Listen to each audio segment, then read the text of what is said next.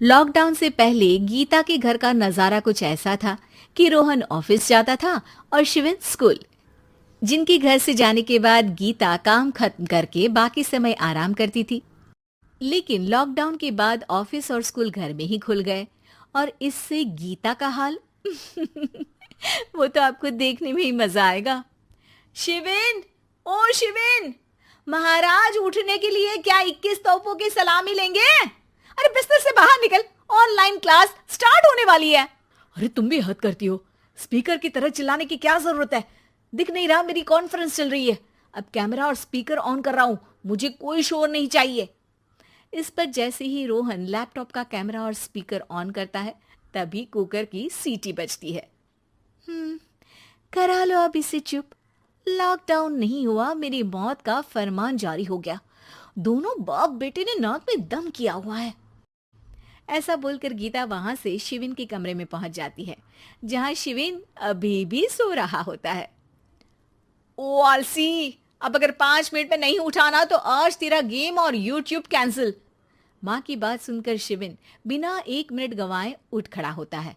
उठ गया, अभी नहाकर भी आता हूँ। ये नाटक कहीं और, मुंह पर गीला कपड़ा मार और पढ़ने बैठ। शिविन की ऑनलाइन क्लास स्टार्ट हो जाती है, जिस पर गीता उसे वहां बिठाकर रसोई में चली जाती है। थोड़ी देर में उसे कमरे से कुछ आवाज सुनाई देती है, जिसे सुनकर वो कमरे में वापस आती है। हाय राम, तुझे क्लास अटेंड करने के लिए बोला था, कैमरा ऑफ करके बिस्तर पर नाचने के लिए नहीं बोला था। मम्मी मुझे कुछ समझ नहीं आ रहा, आप बाद में पढ़ा देना ना, वैसे भी अटेंडेंस तो लगी गई है। हाँ हाँ बेटा, जरूर बन जा। तू अभी से हम सबका बाप बन जा। अरे नहीं मतलब कहाँ से लाते हो इतना दिमाग, और पढ़ाई करते हुए ये चला कहाँ जाता है?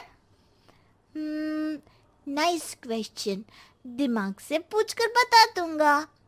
शिविन की बातों से परेशान होकर गीता उसे मारने के लिए जैसे ही आगे बढ़ती है तभी वो कमरे से बाहर भाग जाता है। अब शिविन आगे आगे और गीता हाथ में चप्पल पकड़े उसके पीछे पीछे पूरे घर में दोनों घूम रहे होते हैं। इसी बीच वो रोहन के पास पहुंच जाता है और शिविन को मारने वाली चप्पल रोहन के लैपटॉप पर जाकर गिरती है। ओए माँ!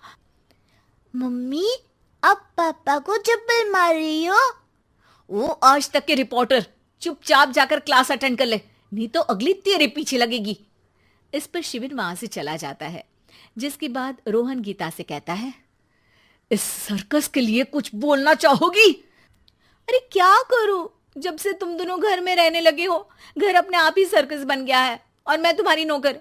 कभी बेटी को संभालो तो कभी बाप के नखरे उठाओ। इन्हीं सब उथल पुथल में दिन बीतते रहते हैं, जिसमें हर रोज घर के अंदर कुछ नया सियप्पा खड़ा मिलता है, जो ज्यादातर शिविन और रोहन के ऑनलाइन स्कूल और ऑफिस से रिलेटेड ही होता है। एक सुबह, शिविन चलो उठ, आज की क्लास जल्दी है। कैमरा ऑफ करके आप अटेंड कर लो। अरे ऐसे छित्तर पड़ेंगे, दादी नानी सब एक साथ याद आ जाएंगी। गीता की लाख मशक्कतों के बाद क्लास तो खत्म हो जाती है, लेकिन उसके बाद शिविन फोन इस्तेमाल करते हुए इंस्टाग्राम रील बनाने लगता है। रसोड़े में कौन था? तुम थी, मैं थी, कौन था? कौन था? हाँ, मैं गरीब हूँ, मैं गरीब हूँ। अरे ओ गरीब के बेटे, आजा, मैं बनाती हूँ तुझे गरीब। मैं बताती हूँ रसोड़े में कौन था। पढ़ाई करने बोलो तो इनकी माँ मर जाती है और ये पागलपंतियां जितनी मर्जी करा लो। गीता शिविन को डांट रही होती है, तभी रोहन बीच में बोल पड़ता है। अरे बच्चा ही तो है, इतना गुस्सा क्यों कर रही हो? बेटे का साथ देने की इसी एक कोशिश में अब शिविन के साथ साथ रोहन भी गीता के गुस्से की सूली पर चढ़ जाता है। अगर बेटे पर इतना ही प्यार आ रहा है तो इसे क्लास अटेंड क्यों नहीं कराते, इसका होमवर्क क्यों नहीं कराते? उस समय तो बहुत जल्दी मीटिंग आ जाती है, वो काम मैं करूं और यहाँ इस बेफिजुली की चीज में तरफदारी करके बन जाओ महान। हे भगवान, कोई तो इनके ऑफिस और स्कूल खुलवाओ, मैं इन्हें और घर में नहीं सह सकती। अरे कुछ और मांग लेती, क्योंकि तुम्हारी ये विश इस साल तो पूरी होने से रही, कोरोना। हाय नास पिटे ने जिंदगी ही बर्बाद कर दी। खाए कोई पचाए कोई, कल मुझे चुन चुन कर सबको मेरी बद्दुआ लगेगी। उन्होंने दुनिया का और इन बाप बेटे दोनों ने मेरा जीना मुश्किल कर दिया। गीता वहां से चली जाती है, जिसके बाद रोहन शिविन से कहता है, अरे तुम्हारी मम्मी इतनी भड़की हुई क्यों है? आपकी वजह से पूरा समय घर में रहते हो और उस पर कोई काम कराने की जगह बस ऑर्डर देते रहते हो। अच्छा बेटे, सारा इल्जाम मुझ पर? पूरा दिन तो वो तुम पर ही चिल्लाती है। हाँ, मतलब दोनों का 50-50 है, कुछ करना पड़ेगा। वो कहते ना, make the best out of worst. I have an idea. वैसे तुम्हारी माँ सही कहती है, बहुत जुबान चलाने लगे हो, कम बोला करो।